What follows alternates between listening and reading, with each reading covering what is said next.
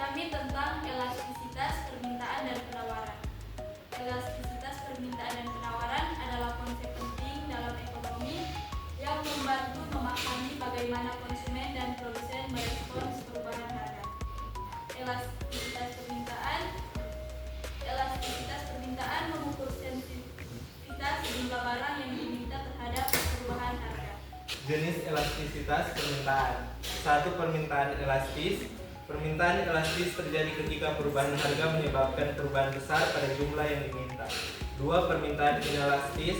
Permintaan inelastis terjadi ketika perubahan harga menyebabkan perubahan kecil pada jumlah yang diminta. 3. Permintaan unit elastis. Permintaan unit elastis terjadi ketika perubahan harga menyebabkan perubahan persis sama pada jumlah yang diminta. Faktor yang mempengaruhi elastisitas permintaan. 1. Ketersediaan substitusi. Jika banyak substitusi tersedia, permintaan akan lebih elastis. 2. Proporsi pendapatan.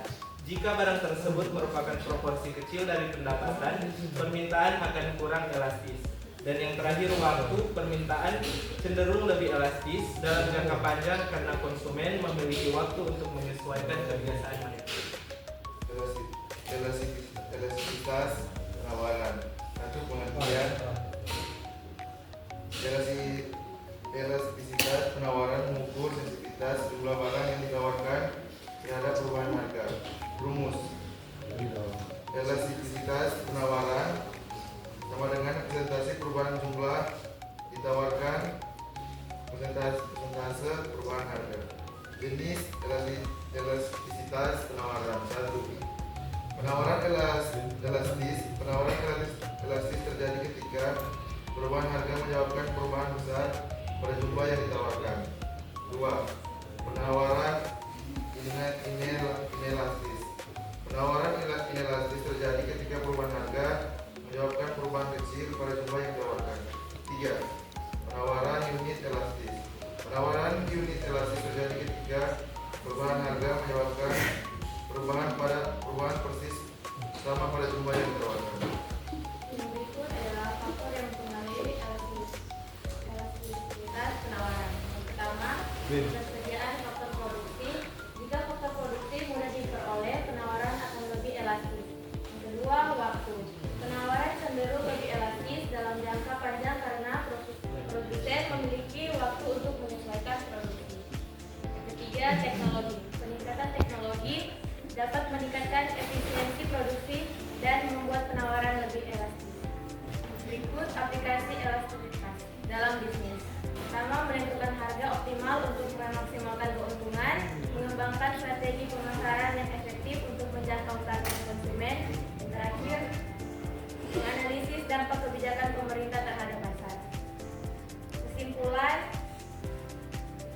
elastisitas permintaan dan penawaran adalah konsep penting yang membantu memahami interaksi antara konsumen dan produsen dalam pasar.